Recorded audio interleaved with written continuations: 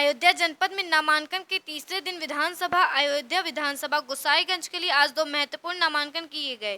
गोसाईगंज विधानसभा से खब्बू तिवारी की पत्नी आरती तिवारी ने भाजपा के टिकट पर आज नामांकन भरा। वहीं अयोध्या विधानसभा से पूर्व राज्य मंत्री सपा के प्रत्याशी पवन पांडे ने भी नामांकन किया। नामांकन के बाद गोसाईगंज की भाजपा प्रत्याशी आरती तिवारी ने कहा कि उनके पति जेल में हैं और विपक्ष उनके समर्थकों पर हमले बोल रहा है, उनको परेशान कर रहे हैं, लेकिन जनता भाजपा के पक्ष में ही फैसला सुनाएगी। मीडिया कर्मियों का आभार व्यक्त करती हूँ और मैं सिर्फ और सिर्फ विकास के मुद्दे पे चुनाव लड़ रही हूँ।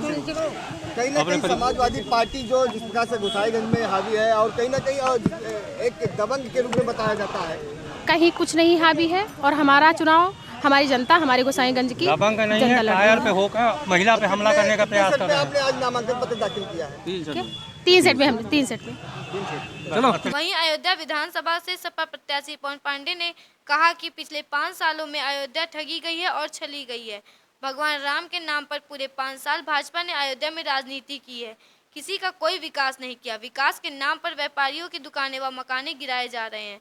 सपा की सरकार आने पर सबकी दुकानें व मकाने बनवाए जाएंगे। पिछले 5 वर्षों में 2017 से लेकर 22 तक भारतीय जनता पार्टी योगी आदित्यनाथ की सरकार ने केवल अयोध्या को ठगा है, छला है, लूटा है।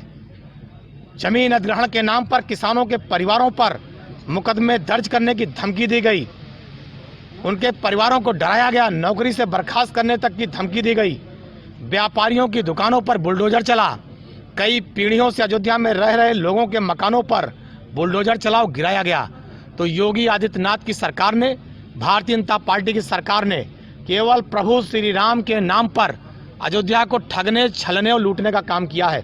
समाजवादी पार्टी की सरकार बनेगी, जिनके मकानों पर बाबा की सरकार ने बुलडोजर चलाया है, जिन व्यापारियों का उत्पीड़न किया है, अयोध्या विधानसभा की जो जनता छली और ठगी गई है उसको न्याय देने का काम, जिनका मकान गिराया गया उनका मकान बनवाने का काम, जिन व्यापारियों की दुकानें तोड़ने की योजना भाजपा की सरकार ने बनाई है उन व्यापारियों को स्थापित करने का काम, नगर निगम द्वारा ये जो भारी भरकम टैक्स पूरे अयोध्या फैजाबाद क्षेत्र में लगाया गया है, इस पूरे टैक्स को समाप्त करने का काम, 300 यूनिट बिजली फ्री देने का काम, सिंचाई के लिए किसानों को बिजली फ्री देने का काम, और किसानों के खेत को ये जो सांड बैल चढ़ जा रहे हैं, किसान भुखमरी के कगार पर है। सरकार बनने पर सांड बैल किसान के खेत में न जा पाएं, किसान का नुकसान न हो, इसका समुचित प्रबंध करने का काम समाजवादी पार्टी की सरकार करेगी।